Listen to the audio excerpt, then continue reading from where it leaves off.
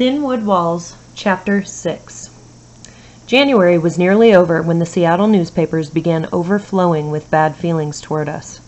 I read one article where the head of state American Legion said all Issei should be sent to concentration camps. The next day, a headline in the Seattle Times asked, "Kick Japs out or keep 'em working?" What would Dad say about these stories? Would he understand them? Could he explain them to me? One day after school, I was sitting at my bedroom window when a big, dark car pulled up and parked in front of our house. I got a bad feeling, a December 7th kind of feeling. I pictured Dad walking out to a car just like this one. A tall man in a broad-brimmed hat and a long coat got out. He closed his door and leaned back, squinting up at our house. Then he opened up the car's back door and started fishing around for something. I hopped up and headed downstairs on the run. 2 steps at a time. I found Mom and Grandmother in the kitchen. "FBI!" I said. Mom jumped to her feet and peered out the kitchen window.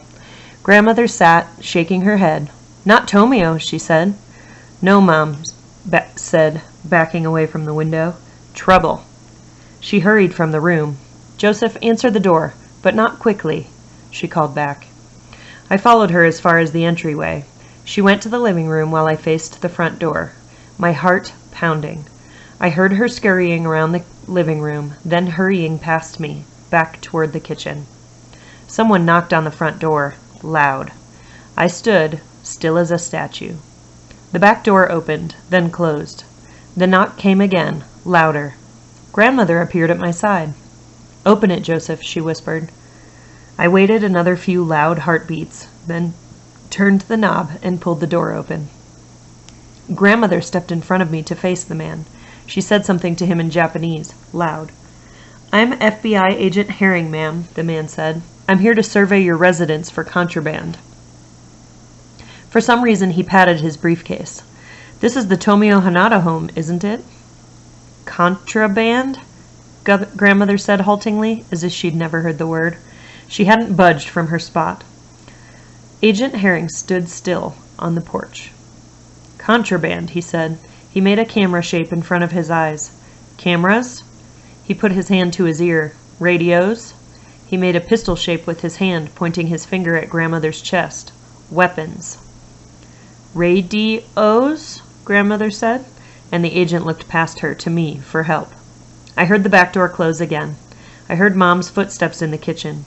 "Come in," I said. Mom walked into the entry. Her face was flushed, but innocent. "Yes," she said. The FBI guy introduced himself and told Mom why he was there. "We don't have those things," Mom said, and I glanced at Grandmother. Why was Mom saying this? Grandmother gave me a stern look that said, "Don't ask." "I need to look anyway," Agent Herring said. "It shouldn't take long." He went to the living room first. My chest suddenly felt empty. Mom and Grandmother stayed where they were, but I couldn't hold still. Curiosity pulled me into the living room doorway. Agent Herring was walking slowly around the room, bending and poking and looking. While his back was turned, I peeked toward the radio. It was gone. Our big Philco was gone. The table it sat on was still there, but now it supported a potted plant that up until 5 minutes earlier had sat on the living room floor. Mom had snuck out our radio. I got more nervous. What would happen to her, to us, if it were found? Half of me wanted to smile. Half wanted to throw up. Mike, home from school, pushed through the door in a hurry. He'd seen the car. In a low murmur, Mom told him what was going on. His face darkened. The FBI guy finished in the living room. He went to the dining room and pulled out drawers and pawed through the dishes and napkins and stuff. He took Dad's long carving knife from a drawer and dropped it in his briefcase. "Contraband," he said with a scowl. "It is a carving knife," Mom said. The agent ignored her and moved to the kitchen. We watched him go through drawers and cabinets. 2 more knives went into his briefcase. "What about the forks and spoons?" Mike said. "Aren't you going to take those?" "I'm just doing my job, son," Agent Herring said. He nosed around the rest of the downstairs, then went up. We went into the kitchen and sat. We could hear him walking around the upstairs, moving things, going from room to room, taking his time. Mom made us tea and gave us peanut butter cookies. I had to swallow extra hard to get them down. "Why did they choose our house?" Mike said. Mom shrugged. Because of your father, perhaps. The notorious criminal, Grandmother said. We heard footsteps on the stairs. The FBI guy came into the kitchen. He had a serious look on his face. I couldn't believe what he had in his hands. Mike's BB gun. My telegraph. I found these. He said it like an accusation. So? Mike said. Mom, standing, put her hand on his shoulder. They are toys, she said. Not in my book, the agent said. My face felt hot. My vision blurred over. This guy was going to take my best Christmas gift. The telegraph, I said. It doesn't do anything. It doesn't go anywhere. It just clicks. My friend Ray got one for Christmas, too. We practice our Morse code together. Herring looked at me as if I were speaking Japanese. He dropped my toy into his deep briefcase. My heart sank with it. Ray's a Jap, he said, flipping open a notebook, readying a pencil. I shook my head. A friend. Ray's just like you, Mike told him, on the outside. Agent Herring slipped his notebook in his coat pocket and gave Mike a tough guy look. Mom's fingers whitened with pressure on Mike's shoulder. What's out there? Herring said, nodding at the back door. Our backyard, Mom said. She swallowed. Any buildings? No, Mom said, and my mind raced, trying to decide if she was telling the truth or a lie on top of a lie. Could our little cave of a root cellar be called a building? I'll just take a look and see, Herring said. He walked over to the door and pulled it open. I looked past him. We all did. In the late afternoon dusk, the yard looked gray and featureless. The mound didn't look like a building. Not to me, anyway. What about to him? He was an FBI guy, but I knew he couldn't see through to the other side. He couldn't see the door. He stepped down into the yard. He took another step and another. He looked right and left. He stood there so long I realized I wasn't breathing and my chest was beginning to hurt. I let out my breath and sucked it back in. Quick but quiet. Mom turned away, trying to look unconcerned, but her eyes kept darting toward the back door. He pivoted around and came back in and walked to his briefcase, sitting fat on the floor. He tilted it toward us so we could see inside. It was full of letters and Dad's papers and journals from the English language school and my telegraph. I found the papers upstairs, he said. He scribbled something on a piece of paper and gave it to Mom. A receipt. He grabbed Mike's BB gun. It looked silly in his big hand. He closed the briefcase and picked it up and walked out of the kitchen without another word. I heard the front door open and close. A minute later, a car door, an engine. Wait until dark, Michael, Mom said, then go out to the root cellar. In the back, in Mr. Spooner's box, under the burlap, you will find our radio. Radio? Grandmother said, her dark eyes twinkling. She smiled. Despite my stolen telegraph, I laughed. I breathed. It felt good.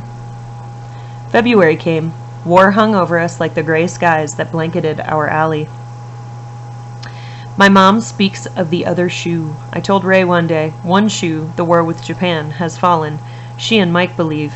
They say soon the other shoe will drop. We were at my living room window, listening to the radio. News of another victory by Japan. The fall of the Philippines this time. What's that mean? Ray said over the sound of the newsman's solemn voice. We still hadn't surrendered our radio to the government, and no one else had come to take it. They had taken my father. That was enough. I don't know, I said. Something my dad hinted at one of his letters. Something that will affect us, the Japanese Americans, because of the war. I stared out, watching for a familiar face in an unfamiliar car. Dad was locked away in a Montana detention camp now. There was almost no hope that he would be coming soon, but I spent many hours at that window, hoping. Ray shook his head. I never heard my dad talk about another shoe. Your dad doesn't tell you everything, I reminded him. The news guy droned on. Where will Japan's victories stop? He said, will they? People were frightened, and the newspapers kept feelings against Japanese Americans boiling. More articles, all bad, appeared. Stories of raids on Japanese American bad guys, spies, ran daily. I knew of no bad guys. No one did. But I noticed more bold-faced suspicion wherever I went. On the street, in stores, at school, icy looks, cool whisperings. The word Jap followed me from place to place like a bad-tempered dog. One day, May was crying at her desk as I came in from recess. The back of her green dress was soaked with mud. "I fell," she told me when I asked her about it. I didn't believe her. I glanced up and down the rows, looking for a guilty face. All I saw was innocence, mocking me. I went to my desk, hands clenched into fists. "What's the matter?" Ray asked. I couldn't answer him. He looked concerned. He looked as if he wanted to go on with more questions. But I gave him a frown. I turned away. I heard no more questions. The next morning I made sure Ray and I arrived at school early before any of the other kids. While he was in the bathroom, while Mrs. Linden wasn't looking, I slipped a piece of paper onto May's desk. On the paper I had written her name and a poem. "In a forest dark, sun breaks through. Birds make music. Wounded hearts join in." Later, I watched nervously from behind as she found the paper and unfolded it. Her head bowed slightly as she read. Sunlight sifting through the tall windows flickered off her dark hair, then flashed as her shoulders moved up and down in a sigh. She turned. I lowered my eyes, but felt hers on me. My face warmed. I waited. When I finally peeked, she was again facing the front. At recess, I tried to act natural, not looking in her direction, but when I finally did, when I glanced across the schoolyard to where she was talking happily with her friends, our eyes met. She smiled. Knowingly, maybe, but her smile was worth her knowing. Grandmother read the newspapers. She listened to the radio. "Like leaves," she said one day as I sat with her and heard the story of Singapore's surrender. "Countries are falling like leaves in the wake of a typhoon." Would the typhoon come to our shores? I sat with her on February 19th and listened to news of President Roosevelt signing something called Executive Order 9066. The announcer said the order authorized removal of people from certain areas of the country, sensitive areas, West Coast areas. It transferred control of civilians in those places to the military. I looked at Grandmother's face. My stomach knotted. I thought of the other shoe. "What does this order mean for us?" I said. "I don't know, Joseph," she said. "We will talk about it." She may not have meant me when she said we, but this time I wouldn't be left out. I wouldn't go to my room and imagine taking part in the conversation. This wasn't just rumors of far-off maybes. This was real. This was close. When my family talked that night, I sat with them. Since I first heard of the order, I have talked to friends who have talked to other friends, Japanese and non-Japanese, some with ties to the government. Mom began. "The government," she said, glancing at Grandmother, "now has the right to move anyone living in certain areas away from their homes." That's what the man on the radio said. I wanted her to tell me something I didn't already know. She smiled at me, but it was one of Dad's "children should be seen and not heard" smiles. "The people who could be in trouble," she said, "are Japanese Americans living on the West Coast." "Us?" I said. This isn't what I wanted her to tell me. She nodded. Mike said something under his breath. Grandmother bit her lip. "The government is afraid we will turn our backs on America," Mom said.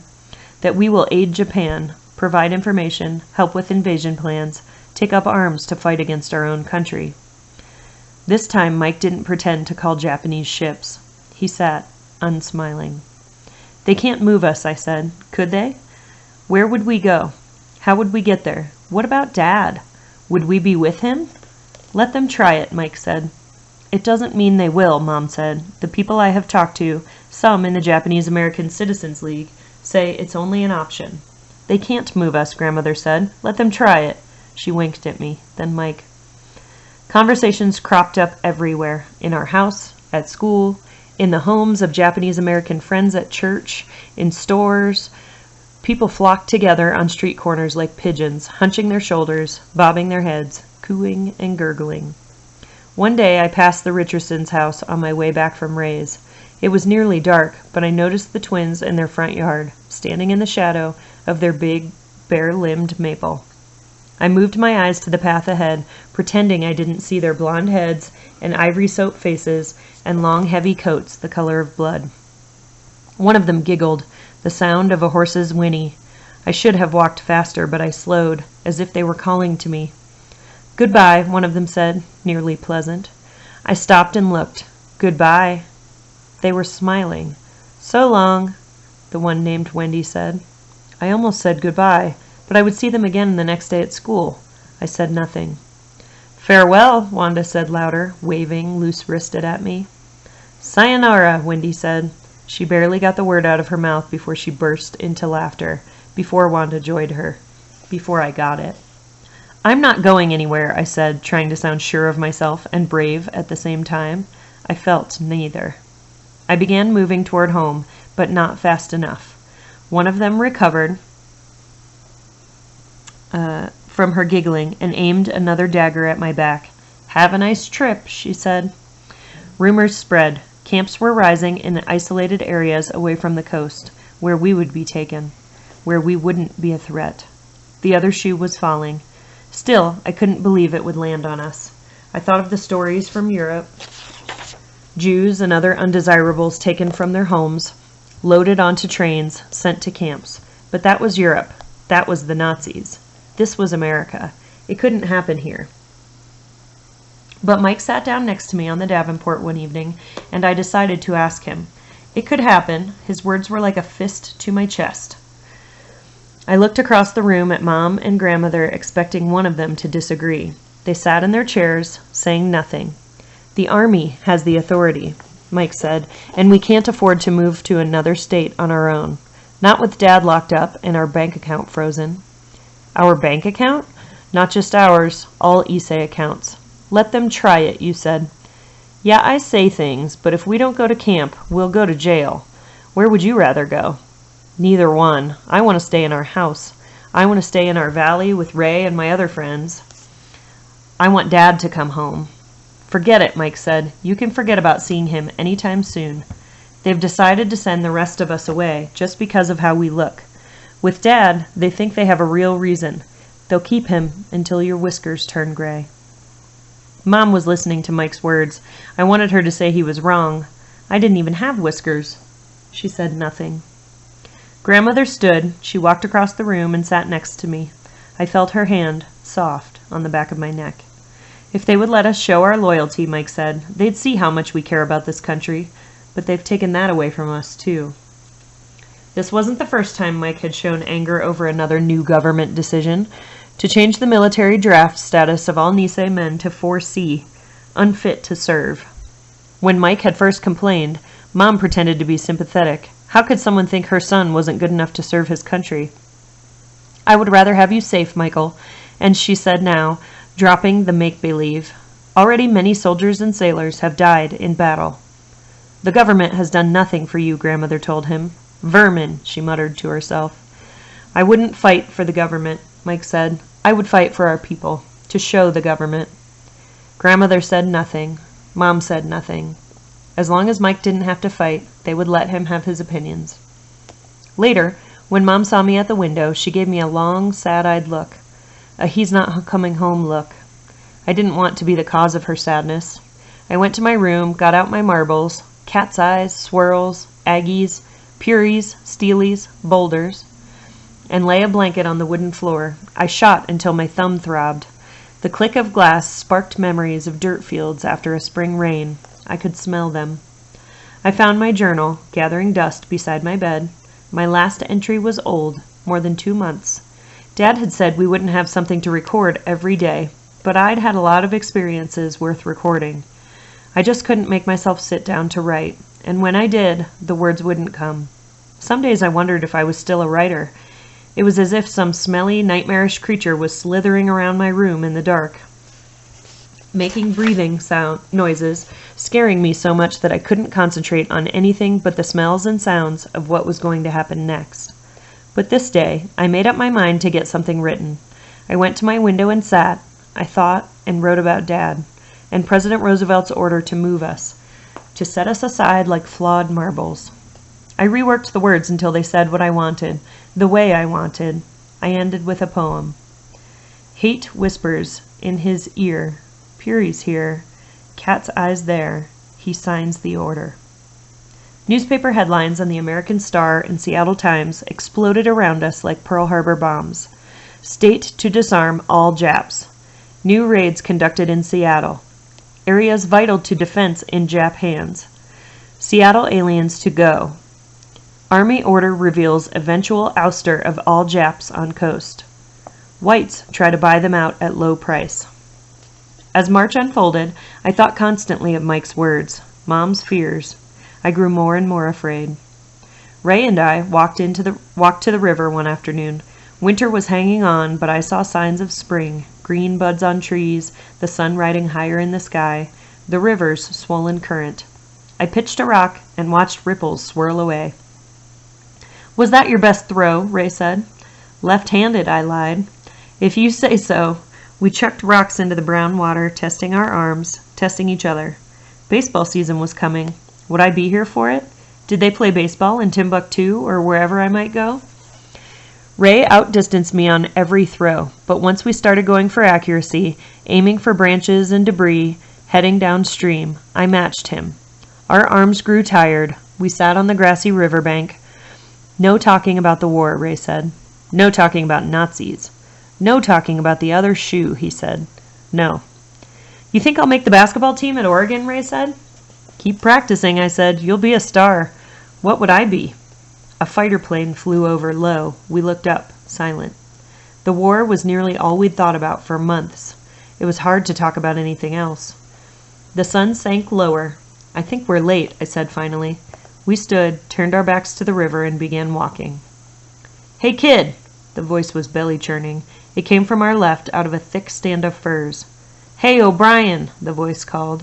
Someone laughed, and two boys, high school age, skulked out of the trees like creatures from a scary fairy tale. We kept going at the same pace. Although I wanted to hurry, I recognized one of them now. Earl Mueller. Ray's face was expressionless, but his eyes kept drifting off to the guys, closing in on us. Should we run? He said without moving his lips. They'll catch us. Ray was big. I was fast. But these guys were 5 years older. Hey, Jap lover, Mueller said. The other kid giggled.